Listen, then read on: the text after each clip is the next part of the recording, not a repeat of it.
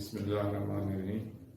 मैं doctor Suhail Mumtaz SMO दी trust school states की जानिब से आपको मुखातिब हूँ। आज मेरा ये मैसेज रिकॉर्ड करने का मकसद ये है कि मैं आपको कोविड-19 के बारे में थोड़ा सा तारुफ दूँ, क्या है, कैसे होता है, क्या इसकी अलामात होती हैं। तो इसमें जब ये शुरू में किसी को कैच करता है तो सबसे पहले उसकी सूंघने की हिस्स और जायके की हिस्स ख़त्म होती है, फिर उसको थोड़ा सा टेम्परेचर होता है, फिर फ्लू लाइक गले में खराश होती है, फिर जब बढ़ता जाता है तो टेम्परेचर 9900 से ज़्यादा हो जाता है। जिनको शुरू में ज़्यादा सीवियर अटैक करता है उनमें टेम्परेचर पहले दिन से ही 101, 102 होता है। 7-8 डेज़ में ये अपनी पीक पे चला जाता है। अगर 7-8 डेज़ तक कोई ट्रीटमेंट ना लिया जाए तो then it goes into complications और हमारे लंग्स पे जाके कोविड के वायरस वहाँ डैमेज करते हैं लंग को। लंग में पैच बन जाता है, जैसे निमोनिया का पैच होता है, लंग डैमेज शुरू हो जाता है। 50 to 70% लंग डैमेज होता है इसके इन्फेक्शन से। इसलिए फ्रॉम वेरी फर्स्ट डे, पहले तो अल्लाह ना करे किसी को हो, अगर हो तो उसको सूंघने की हिस्स ख़त्म होगी, जायके की हिस्स ख़त्म होगी, फिर टेम्परेचर होगा, फिर फ्लू लाइक सिम्टम्स होंगी, फिर उसको हल्की सी खांसी होगी, फिर खांसी बढ़ती जाएगी। फिर सबसे बड़ी बात यह है कि जैसे ये किसी को अटैक करता है तो उसके जिस्म में पेन्स बहुत ज़्यादा होती हैं, खुसूसन बैक, रीढ़ की हड्डी में दर्द, हड्डियों में दर्द, मसल्स में दर्द, नाकाबिल बर्दाश्त पेन्स होती हैं, अनबियरेबल। उसके बाद फिर बुखार पैनाडॉल से उतर जाता है मगर फिर हो जाता है। इसलिए जो इसका स्पेसिफिक ट्रीटमेंट है वो लिया जाए। एजोमैक्स है और साथ इसके साथ एंटीबायोटिक के अलावा अगर ज़्यादा हो अल्लाह ना करे हो रहा है तो फिर उसके एक्सरे चेस्ट करवा देना चाहिए। अगर एक्सरे में कोई पैच आ रहा है तो उसके लिए तो फिर बहुत ज़्यादा ट्रीटमेंट है। IV एंटीबायोटिक्स होते हैं, फिर एक स्पेसिफिक इंजेक्शन, 6 इंजेक्शन का कोर्स है, वो लेना होता है। मैं नाम तो नहीं लूँगा, फिर कंपनी या इंजेक्शन की वो हो जाएगी। वो तो under supervision of doctors injection की इन्फ्यूजन लेनी होती है क्योंकि उससे BP डाउन हो जाता है। तो इसलिए बेहतर यही है कि आप इससे बचें, आप बाहर जाएं, मास्क लगा के जाएं, रशी जगहों पे ना जाएं। फिर मास्क आप बेहतर है कोविड-19 का जो स्पेसिफिक मास्क है जो अच्छा है, सर्जिकल मास्क तो चलो कुछ बचा लेता है, मगर बेहतर यह है कि आप N95 मास्क का इस्तेमाल करें, खुसूसन 50 ईयर्स से अबव लोग, 60 ईयर्स से अबव लोग N95 मास्क का इस्तेमाल करें। सर्जिकल मास्क का फ़ायदा तो है मगर उतना फ़ायदा नहीं है।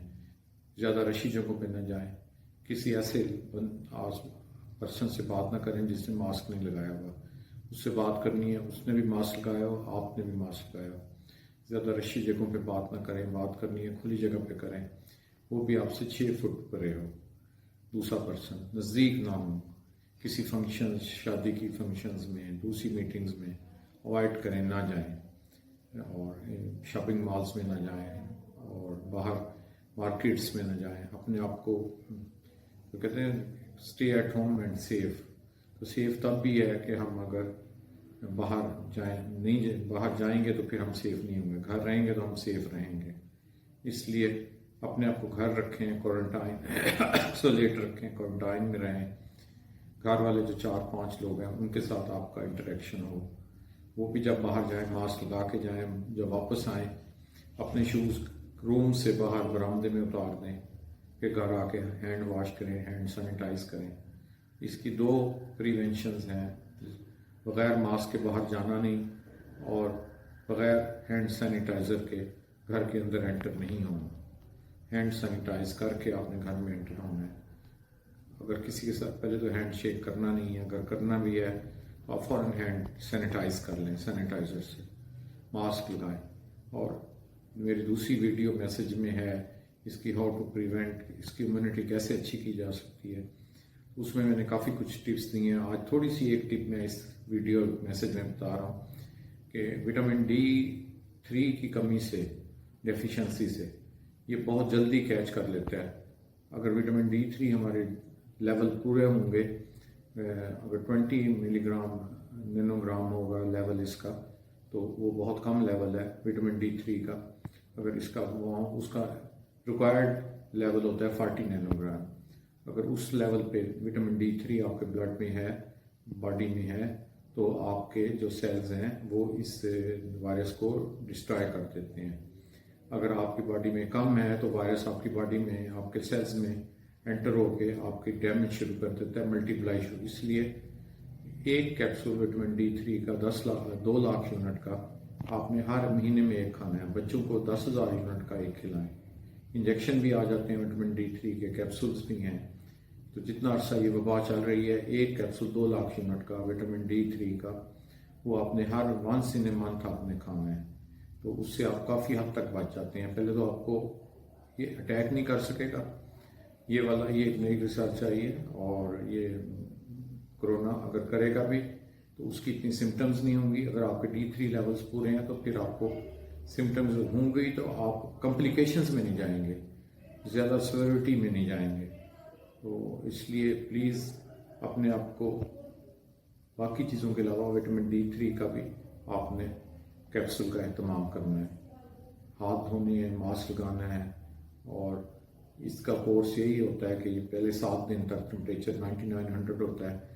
अगर ट्रीटमेंट ना लिया जाए तो फिर 7 से 14 डेज तक ये ज़्यादा शिद्दत अख्तियार कर लेता है।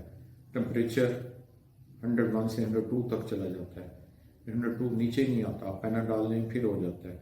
तो इसलिए कोशिश करें पहले 7 शुरू में ही फ्रॉम वेरी फर्स्ट डे इसको कंट्रोल कर लें, डॉक्टर से मशवरा करके मेडिसिन यूज़ करें।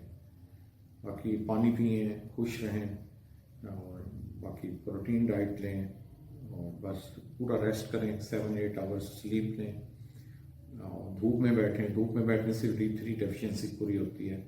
धूप में वॉक करें, वॉक से स्ट्रेस लेवल कम होता है।